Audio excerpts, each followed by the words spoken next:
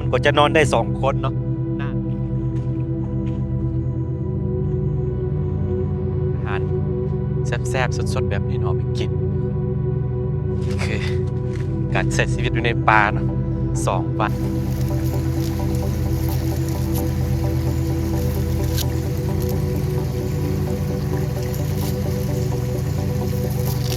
โอ้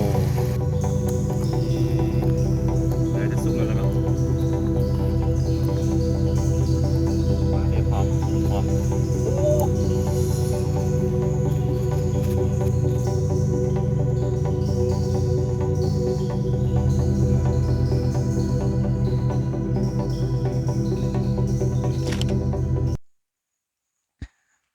สบายดีทุกคนนอนยินดีต้อนรับเข้าสู่ช่องอาคาน้อยเนาะกลับมาอีกแล้วกับบรรยากาศยามค่ำๆมืดๆแบบนี้เนาะคือ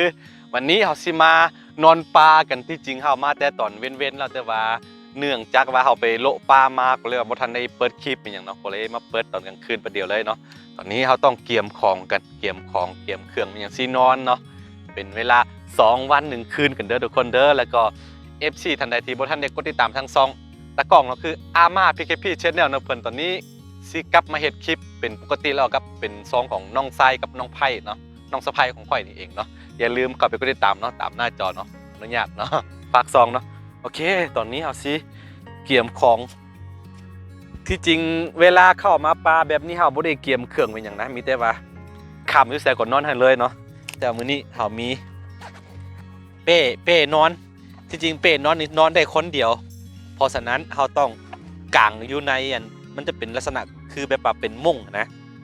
เอาเรียกว่าบ่ผูกไว้ตามต้นไม้เฮาสินอนตามนี่เลยเนาะ หน้าหนาวแบบนี้โอ้โหบรรยากาศต้องบอกว่าโคตรเด้อทุกคนเด้อโคตรเนาะหนาวแฮงแต่กับว่าเป็นยังโอ้ยกางเกง เอากางเกงมานำเด้อนี่ง่ายๆแบบนี้เนาะทุกคนเนาะเอาซีกางไว้แล้วก็สิไปหาอาหารคืออาหารหลักๆของเขาก็คือพวกปูพวกปลาเนี่ยทุกคนเนาะ แต่ว่าถ้าบางครั้งก็เฮาก็ปฏิเสธบ่ได้เลยว่าเฮาสิบ่กินพวกหนูพวกนกไม่หยังเนาะสิ่งที่แบบว่ามันเป็นสัตว์ที่แบบว่าถ้าบ่เป็นสัตว์ที่หายากนะเฮาก็สิกินมันนะบ่ปฏิเสธเลยแต่ว่าเฮาต้องเลือกเนาะเลือกที่แบบว่าเฮาสามารถเลือกกินได้นะทุกคนเนาะอันนี้ก็บ่ว่ากันโอเคนี่เฮาสิได้กังอันนี้ก่อนว่าต้องได้นอน2 คนดิ2 คนโอ้เข้าในนี้หมด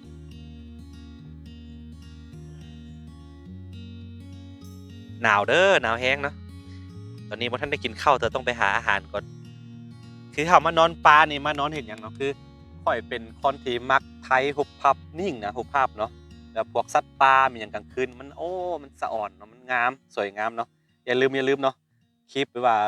ซองสัตว์คลิปที่แบบว่าถ่ายสัตว์ป่ามีหยังยามกลางคืนแบบนี้อย่าลืมเนาะเอาสิไปลงทั้งซองอันอาม่า PKP Channel เนาะอย่าลืมเข้าไปกดติดตามไปเนาะเวลาผมค่อยลงคลิปเราจะได้เห็น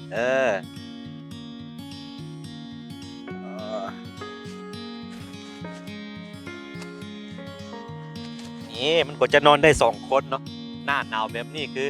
มันจะส่วนหลายนี่มันมีอย่างกับพวกอันไม่ไพ่มีอย่างบางอยู่แล้วเนาะน้ำมอกน่าจะบ่ตกใส่บันไดแต่ว่าเพื่อความแน่ใจเขาก็สิเอาไปตองมันอย่างมาใส่อีกครั้งนึงปัญหาคือเขาบ่ได้มีผ้าห่มผ้าเสื่อมีอย่างนะ2 คนอีฟกันนอนน่าจะอุ่นอยู่เนาะโอเคทุกคนตอนนี้เขาก็สิไปหาอาหารกันโอ้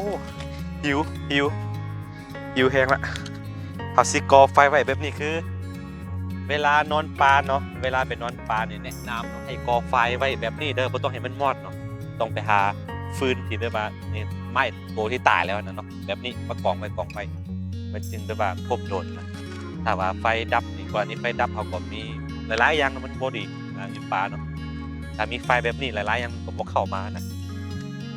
โอเคทุกคนเนาะตอนนี้เราสิไปหาอาหารจับปูจับปลากันกินนะอย่างที่บอกไปบางทีเขาก็สิถ้าว่าเลี่ยงบ่ได้เนาะถ้าบ่มีหยังกินแถวก็จับนกจับหยังมากินอยู่แล้วนะพวกอันนกน้อยๆมีหยังเนาะอันนี้ก็บ่ว่ากันเด้อบางครั้ง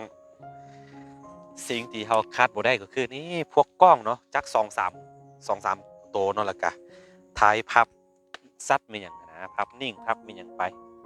โอเคแล้วก็อย่าลืมเข้าไปกดติดตามอย่างที่บอกไปเนาะมา PKP Channel เลยเด้อ สิไปโละปลากันไว้นี่นะไปเตรียมของ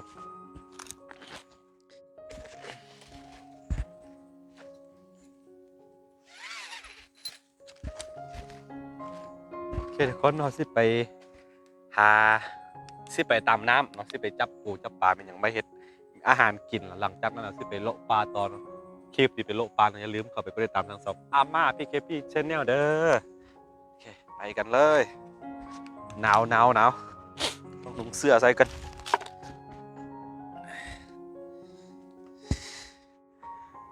ตอนนี้เราเข้ามาในน้ำกันแล้วทุกคนเนาะตอนนี้ต้องหาอาหารนะอาหารเพื่อกินค่ำคืนนี้เดี๋ยวของมื้อตอนเช้าค่อยว่ากันไว้อีกเทื่อนึงนี่สำหรับนี่ถ้าเบิ้งตามนี้มันจะมีพวกปีเนาะหัวปีปลาเนี่ยนะเห็นบ่หลาย1 2 3หน่วยนี่เห็นบ่ตะกล้องเห็นบ่คืออาหารมันบ่อึดบ่ยากอยู่แล้วเวลาเข้าปลา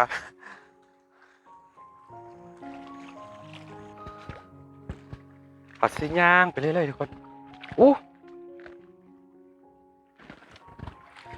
นี่คือซากศพของสัตว์ป่าน่าจะเป็นพวกนูหวายเนาะเบิ้งลักษณะของหางเราคนเห็นปะหรือว่าน่าจะบ่เป็นนูหวายบ่จักเนาะเห็นปะ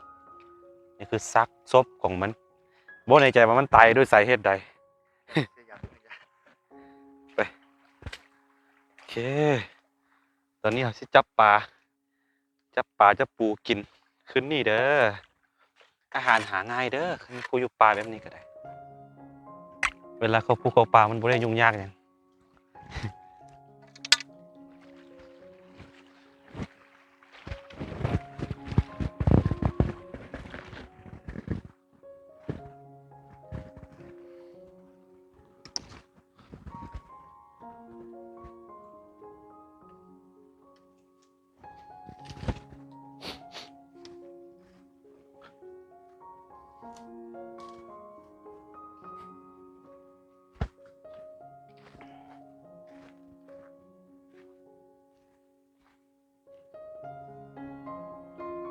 ต้องสังเกตเบิ้ง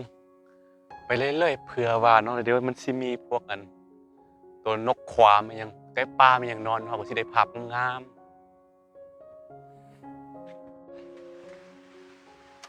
ตายปลาซิวหน่อยนี่เขาหาอาหารแบบนี้เนาะเอาไปมกกินเอาไปมกใส่ส้มทุกคนเลยน้ำค่อนข้างใหญ่เด้อ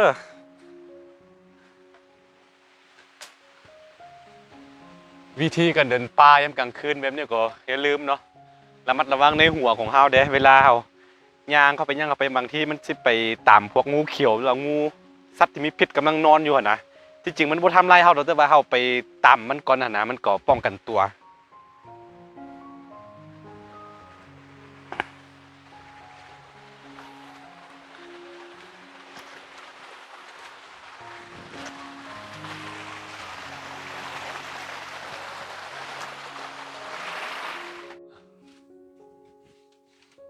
คือตอนนี้เขาสิมาเอายอดนี้เนาะ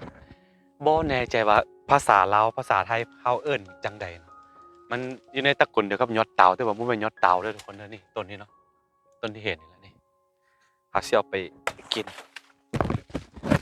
กรณีว่าเขาบ่เอาเข้ามานี่ตัวนี้เนาะสุดยอดเลยต่างเข้าได้สบายอะนะโอเคตะกล้องยับไปนิดนึงเด้อตัดก่อนคือถ้ามีพวกยอดเต่าพวกนี้เนาะบ่จำเป็นต้องเอาเข้ามันยังมาสบายเลย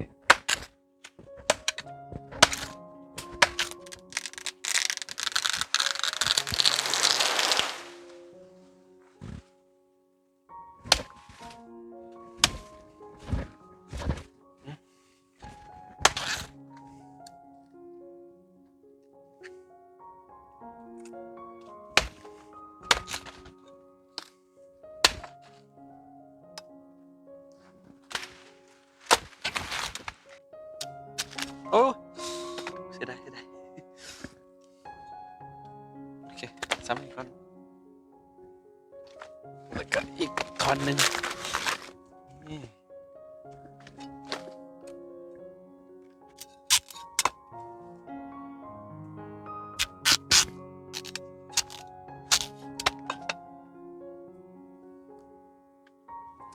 นี้เราก็จะได้อาหารแซ่บๆสดๆแบบนี้เนาะไปกินนี่คือการใช้ชีวิตอยู่ในป่าเนาะ2 วัน 1 คืนเด้อหาทางกลับก่อน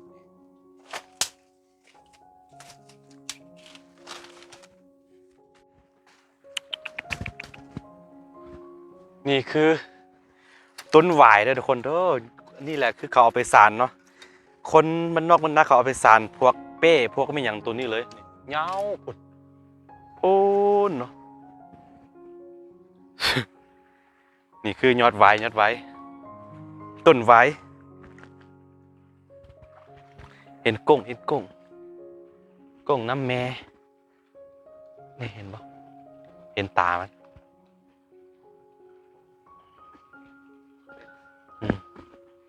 เอาไปเฮ็ดกุ้งเต้นเอ้ยกุ้งเต้นคือตัวนี้หากินดิบได้เลยเดี๋ยวชิมนะ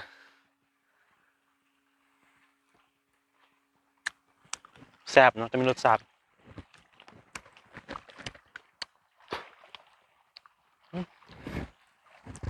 ปลาซิวบ่ถึกอ่ะบ่ถึก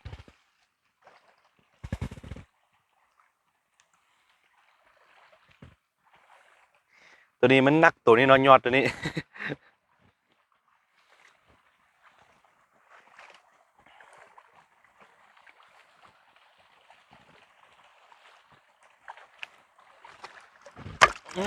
โอ้ยไปละโอเคทุกคนนะตอนนี้เราก็มาถึงที่พักของเราแล้วเราสิเฮ็ดเมนูกินก่อนตัวนี้หิวแห้งเนาะหลังจากที่เดินทาง โลใต้โลเหนืออยู่โอเคเลย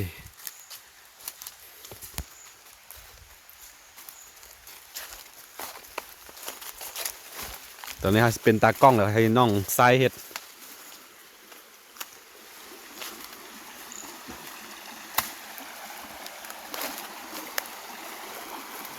เอ๊ะหนูน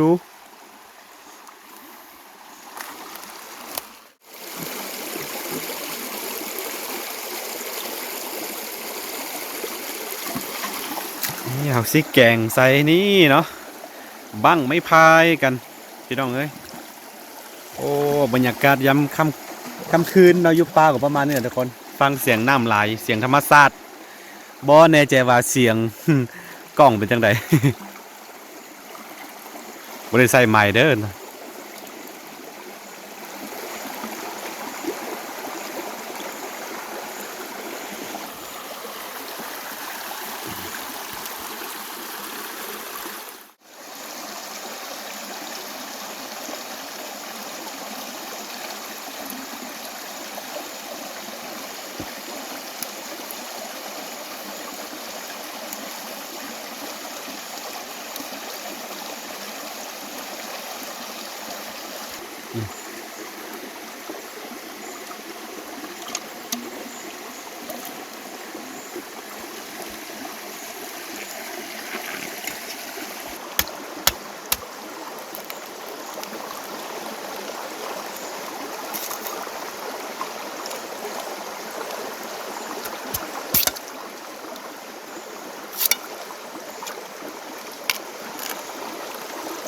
ปัจจัย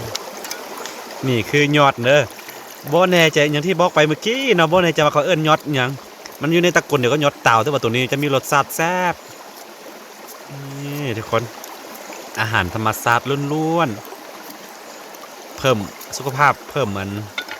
นี่ก็เพิ่มความแข็งแรงให้สุขภาพเด้ออาหารธรรมชาติบ่มีพิษบ่มีภัย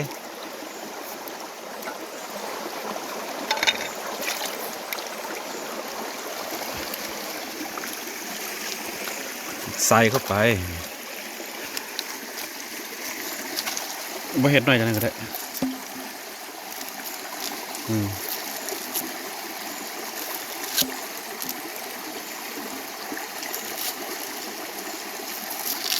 โอ้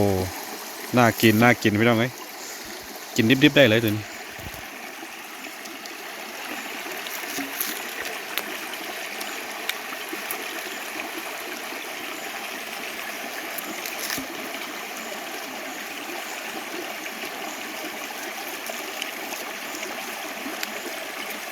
ขึ้นหน่อยกลับตา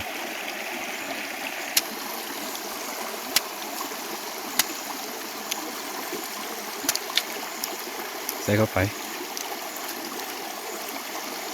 ใส่ยาวๆแบบนั้นนี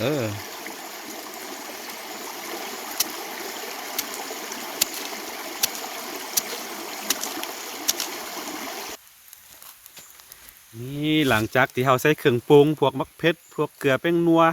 เนาะคือเวลาปรุงอาหารเนาะรสชาติของอาหารควรจะอยู่ที่วัตถุดิบของมันนะบ่แม่นว่าตัวเครื่องปรุงเนาะคือบ่แนะนำให้ใส่เครื่องปรุงหลายๆเด้อแนะนำให้ใส่แต่มักเผ็ด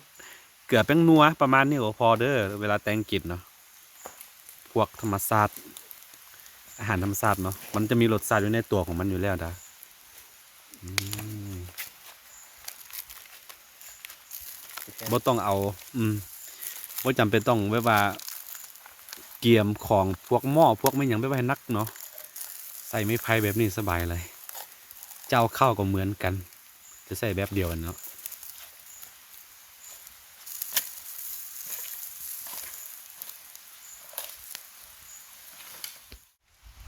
นี่โอ้อาหารของเขาตอนนี้ฟดแล้วเนาะ ฟดแล้วอะโลนี่เห็นปะนี่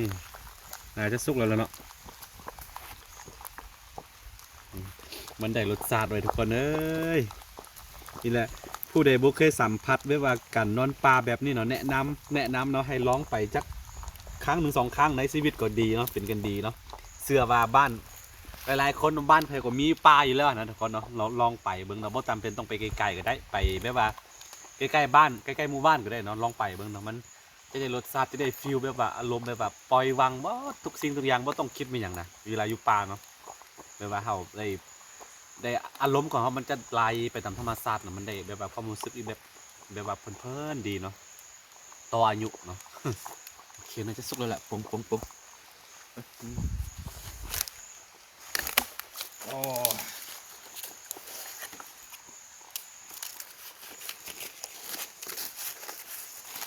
สุกแล้วเนาะ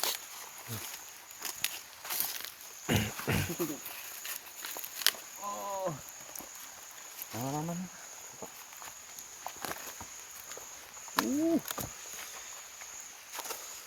ขดนะโอ้ฝดนี่เด้ออาหารของเขาชุ ฟดอยู่ ยังฝดอยู่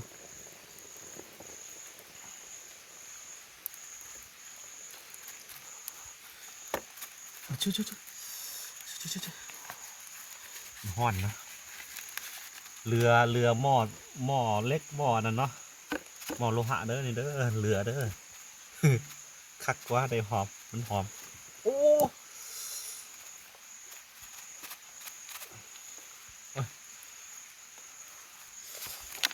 นี่มันคล้ายในนี่มัน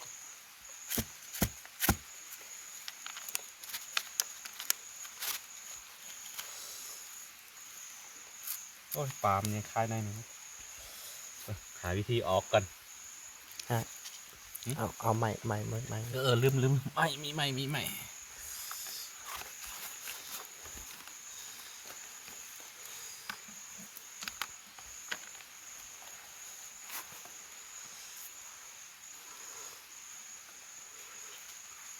จุ๊ห่อนไปน้องห่อนนี่ หอย จริงนี่โอ้ทั้งกล้องจะเป็นป่ามดเละมดเพราะว่าอุณหภูมิค่อนข้างสูงเห็นปะปลาอยู่ในนี่มดเดี๋ยวนี้นะ มันติดหม้อว่าพาเอาเนาะความอื่นก็ตัดไม้ก็ได้ถ่ายเสื้อผ้า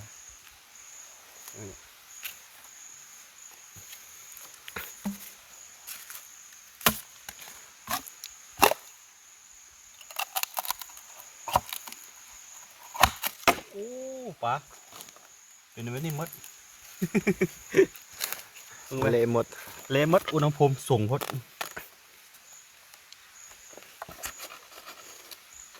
โอ้พวกปลา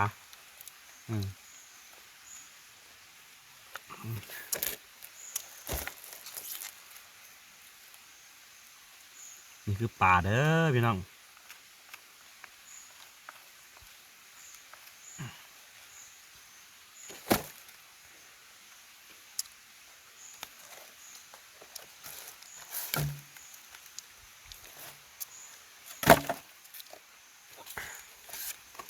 ก็มีบ่ว่ากัน บ่มีอย่างกินก็กินปะทางชีวิตกับบ่ว่ากันธรรมชาติล้วนๆพี่น้องบางสิ่งบางอย่างเขาก็ปฏิเสธบ่ได้เลยว่าเขาสิบ่กินมันนะทุกคนแต่ละคนแบบว่ากินเพื่ออยู่กินเพื่ออยู่รอดเนาะนี่หลายๆเมนูมื้อนี้แล้วก็พาตัวนี้โอ้ของแท้พี่น้องเอ้ย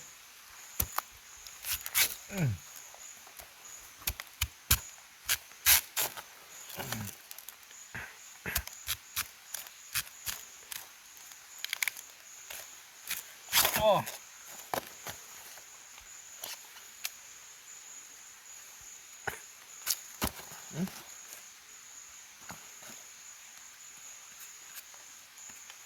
นี่คือยอดเนาะเมื่อกี้ให้ FC ทั้งหลายได้เห็นแล้วว่ามันยอดไม่อย่างเนาะบ่แน่ใจบ่จื้อสื่อของมันดีอะนะนี่ของแท้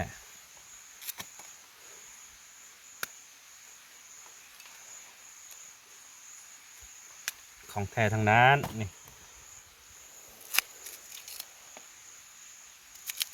ของแท้ทั้งนั้นอาหารปลาพี่น้องเลยสุดๆไว้เลยนี่สิแนะนำเมนูกันนี่อันนี้จะเป็นยอดเต่าตะกนเต่าอันแล้วแล้วก็นี่คือมักเกือบเด้อมักเกือบตัวนี้จะมีรสชาติแบบว่าส้มๆเนาะจะออกส้มๆนิดนึงนี่แล้วก็นี่ก็จะเป็นนกเนาะนกน้อยเอาตัวนึงเมื่อวากันอันนี้ก็แกงปลาใช้ยอดเนี้ยตามเจียวก่อนลืม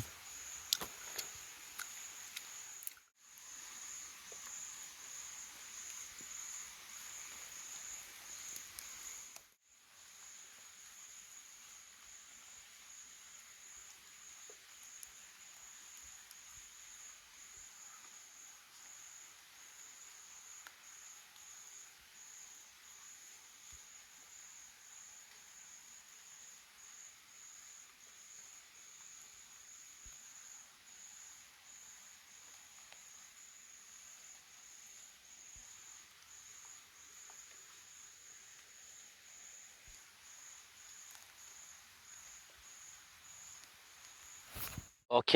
ทุกคนเนาะตอนนี้เราสิลองชิมไปทีละเมนูเนาะนี่ตัวนี้เนาะคือทาร์ตที่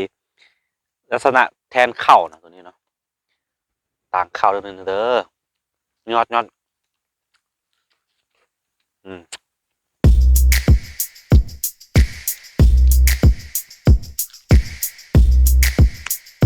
สุดๆตัวนี้จะมีรสจัดส้ม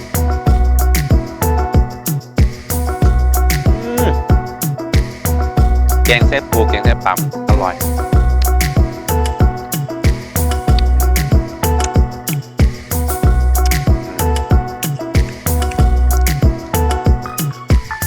วิธีการกินง่ายๆแต่ว่าแบบมีโปรตีนสูงพวกนี้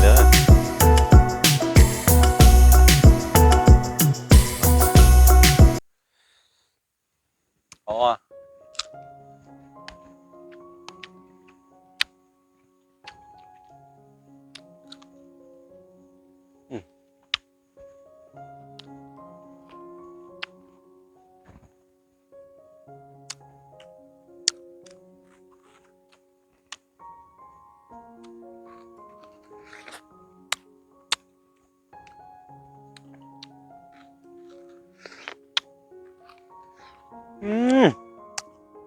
แบบว่า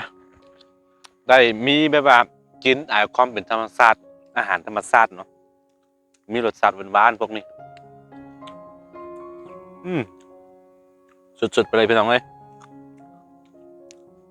อืมอืม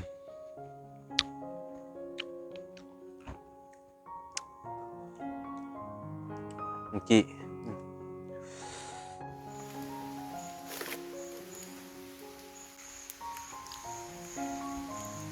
ตอนนี้เวลาประมาณ2 โมงเนาะ2 โมงตอนเช้าเด้อ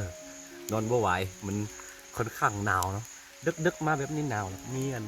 ฝุ่นบ่ได้ตกแต่ว่าน้ำหมอกมันตกหลายอืมก็เลยแบบหนาวแห้งต้องได้ฟิงไฟแบบนี้เนาะ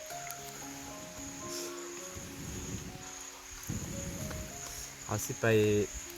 เนี่ยงกะเอาสิไปซองเบิ้งอันบางที่สิมีตัวฟ้านมันยังมากินนะสิไปทายรูปมันอย่างนั้นมาร์กอันมะเกือบเนาะมะเกือบตัวเมื่อกี้เขากินนะมันล้นหลายแล้วมันมากินเมื่อกี้มันได้ยินเสียงมันห้องได้ว่าจุดที่มันสิมากินเนาะมักจุดที่มีมักไหมอะนะมันกะบวกไก่จากจุดนี้แล้วก็เฮาก่อไฟอยู่พี่ญาติมันบ่มาหั่นนะแต่เผื่อความเนาะบ่แน่ใจเนาะเผื่อไปเบิ้งเนาะให้มันมั่นใจว่ามันมาหรือบ่มาเนาะทำมาเขาก็สิได้ฮุบงามเนาะอย่าลืมไปติดตามทางช่องอาม่า PKP Channel เด้อหนาวแห้งพี่น้องโอ้ได้ยินเสียงน้ำเสียงฝนบ่แม่นฝนน้ำหมอกตก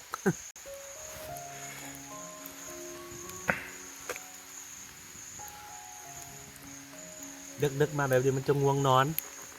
กับมันนอนบนหลับอยู่แล้ว คือด้ามขึ้น2 คืนอย่างสบายมันอยู่สบายนอนกลางเว้นเอากลางคืนนี่นอนบนหลับโอเคทุกคนเราสิไปซองเบิ้งตัวฟันก่อนบางเทือสิได้เห็นนะสบายดีเนาะสบายดีตอนเช้าเนาะตอนนี้ก็บรรยากาศเช้าๆประมาณ5 โมงบ่5 โมงไปนิดนึงบ่โอ้โหหนาวแห้งพี่น้องนอนบ่ได้บ่มีผ้าห่มผ้าเสื้อมีหยังเด้นอนตามพื้นคือน้องไส้นี่นอนพื้นนี่เลยครับไปนอนพื้นมีน้ำหมอกลายแล้วก็โอ้โหหนาวแห้งสุดๆไปเลยนอนบ่ได้ทุกคนเลยฝิ่งไฟตอนนี้ครับสิออกไปอันโลปลานิดนึงนี่แหละตอนเช้าๆก็ประมาณนี้เฮาเฮงพุ่นซองไปพุ่นตะกล้องกำลังอันน้ำหมอกกำลังจะหายไปกำลังอันนั้นจะแจ้งนี่ครับได้ยินเสียงนกเสียงหนูห้องแล้วทุกคนเกี่ยมพร้อมเนาะไปโลกใต้โลเหนือ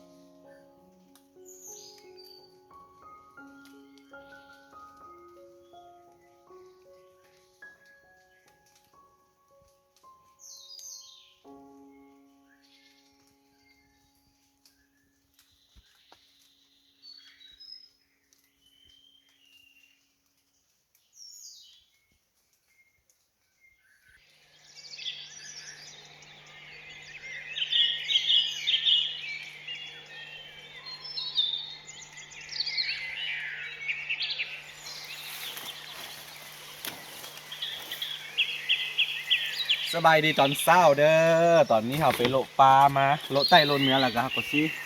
แวะปั่นนิดนึงนะปั่นอาหารหิวโอ้ยพี่น้องเอ้ย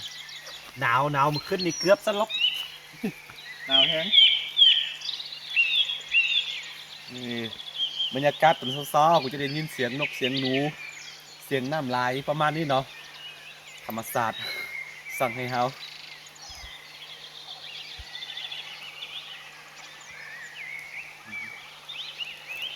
เอาสิปั่นเข้าพี่น้องหนาว นี่คือโตต่างเข้าเนาะอย่างที่บอกไป มันคือยอดหวายสักนิดนึงยอดเตา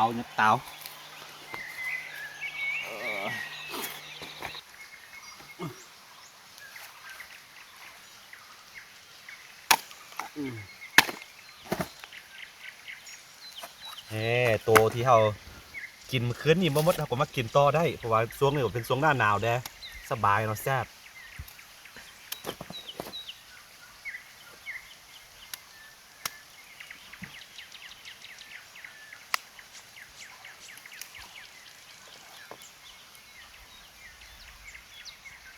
นก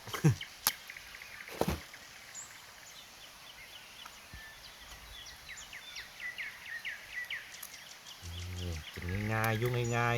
ๆมาภูมิมาปลากับประมาณนี้เนาะ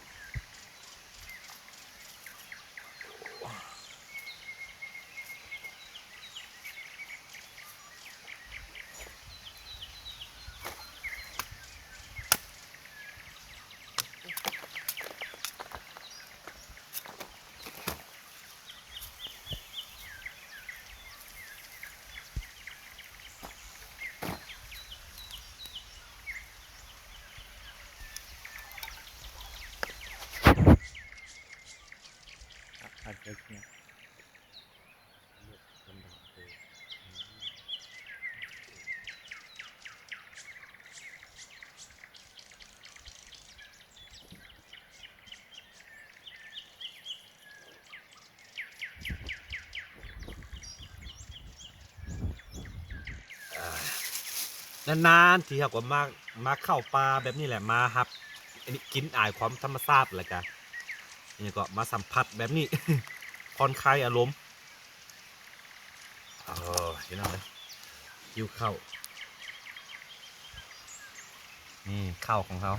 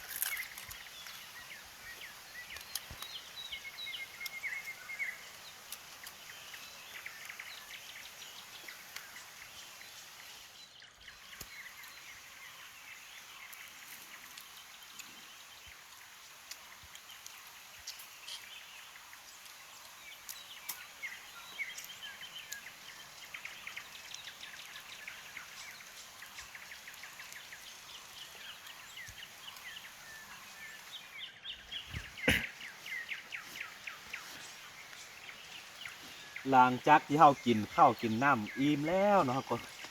เก็บของกลับบ้านกันเพราะว่ามื้อนี้มีงานอยู่บ้านน้องไผ่เด้อของลาหูต้องได้กลับเนาะเดี๋ยววันหลังเพิ่มมาใหม่เป็นกันมาพักซิวๆอยู่ป่าทรมานคือกันหน้าหนาวนี่แบบว่าโบมีเป็นอย่างเลยเนี่ยโอ้ตายแน่นอนบ่ไหวหนาวแห้งพี่น้องยังไงเกาะแบบว่าคือมีตัวนี้กับยังอุ่นนิ่มถึงนะครับบ่เอาผ้าห่มมันยังมาก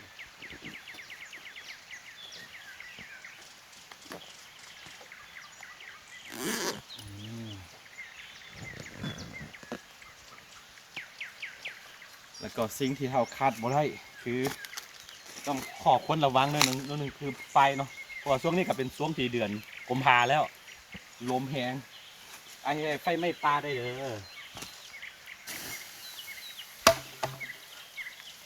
อันนี้คือบังยาค่อย บางบุรีได้ บางแง่ซุป